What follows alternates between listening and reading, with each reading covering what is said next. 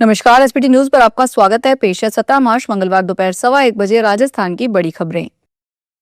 राजस्थान के हनुमानगढ़ जिले में मंगलवार को भीषण सड़क हादसा हो गया, जिसमें 5 लोगों की दर्दनाक मौत हो गई। वहीं आधा दर्जन से अधिक लोग घायल हो गए, जिनमें से 5 घायलों को हनुमानगढ़ रेफर किया गया है। जानकारी के मुताबिक हादसा सुबह 7 बजे रावतसर क्षेत्र में बरमसर के पास मेगा हाईवे पर हुआ। बस और ट्रक की आमने सामने की भिड़ंत में 5 लोगों ने मौके पर दम तोड़ दिया। हादसे की सूचना मिलते ही डीएसपी सुभाष गोदारा और थाना प्रभारी ईश्वरानंद पुलिस टीम के साथ मौके पर पहुंचे। सीकर के दादिया इलाके में प्राइवेट स्कूल की 2 बस टकरा गई। टक्कर के बाद एक बस सड़क किनारे पलट गई। हादसे में करीब 36 बच्चे घायल हो गए। घायल बच्चों को पिपराली के सरकारी हॉस्पिटल और सीकर के एसके हॉस्पिटल में भर्ती करवाया गया है। हादसा दादिया थाने इलाके में दुर्गापुरा नाड़ी जोहड़ी के पास की है। वृंदा वैली स्कूल की 2 बस बच्चों को लेकर घर से स्कूल आ रही थी। दोनों बस मुख्य सड़क की तरफ आने वाले रास्ते के पास पहुंची और साइड से टकरा गई। एक बस टकरा करके बाद नीचे सड़क की तरफ पलट गई।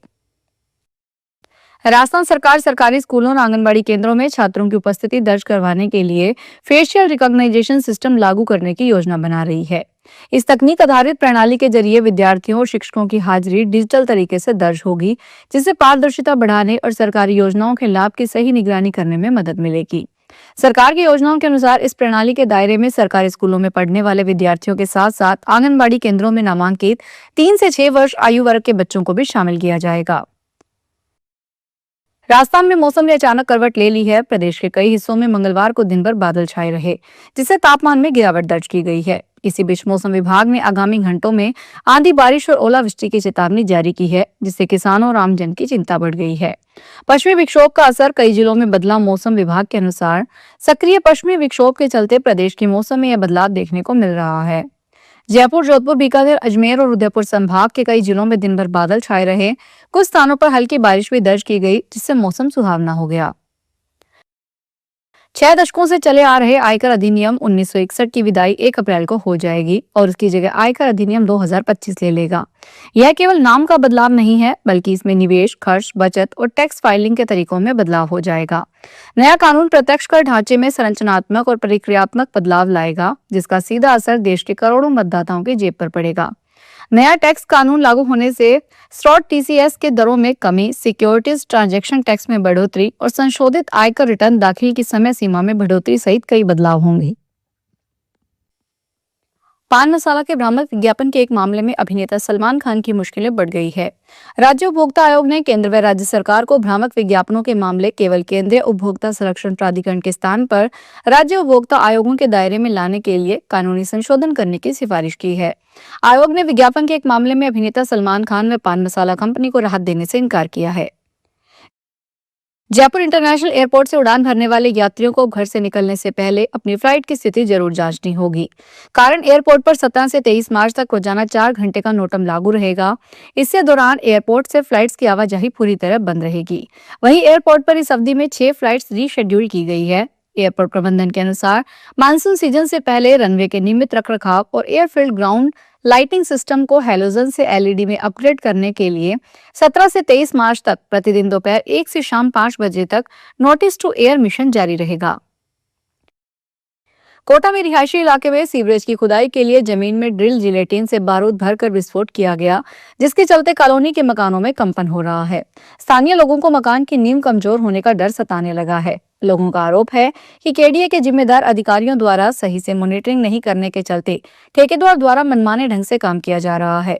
डर के कारण लोग शिकायत के लिए सामने नहीं आ रहे हैं। 22 अप्रैल को केदारनाथ मंदिर के कपाट खुलने से पहले मंदिर परिसर में कुछ अहम बदलाव देखने को मिल सकते हैं। तीर्थयात्रियों की बढ़ती संख्या को देखते हुए मंदिर समिति ने परिसर को अधिक व्यवस्थित बनाने की तैयारी शुरू कर दी है। कपाट खुलने से पहले मंदिर के चारों ओर रेलिंग लगाने का कार्य किया जाएगा। इसका उद्देश्य यह है कि श्रद्धालुओं की भीड़ के दौरान व्यवस्था बनी रहे और दर्शन करने आने वाले लोगों को किसी प्रकार की परेशानी न हो। रेलिंग लगने के बाद मंदिर परिसर पहले की तुलना में ज्यादा व्यवस्थित और आकर्षक दिखाई देगा। राष्ट्रपति द्रौपदी मुर्मू वृंदावन में संत प्रेमानंद जी महाराज से मिलने आ रही है। वह 19 से 21 मार्च तक 3 दिन यूपी में रहेंगी। राष्ट्रपति मुर्मू अयोध्या में श्री राम जन्मभूमि मंदिर में दर्शन पूजन करेगी। श्री राम यंत्र स्थापित करेगी। मथुरा वृंदावन में इस्कॉन और प्रेम मंदिर सहित कई प्रमुख धार्मिक स्थलों पर जाएंगी।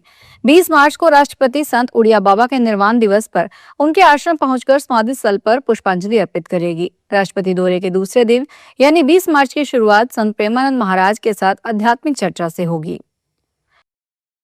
हिमाचल प्रदेश की पर्यटन नगरी मनाली में ताजा बर्फबारी हुई। मनाली शहर में 2 इंच, मनाली के ऊंचे पहाड़ों पर 5, अटल टनल रोहतांग में 8, रोहतांग दर्रा और शिंकुला में 1.5 फीट से ज्यादा फ्रेश स्नोफॉल हुआ है।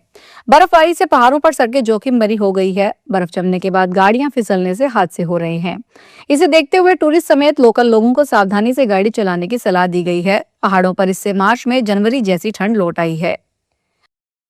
जयपुर इंगस मार्ग को लेकर राष्ट्रीय राजधानी राजमार्ग प्राधिकरण ने इस महत्वपूर्ण हाईवे को 4 लेन से बढ़ाकर 6 लेन करने की तैयारी शुरू कर दी है।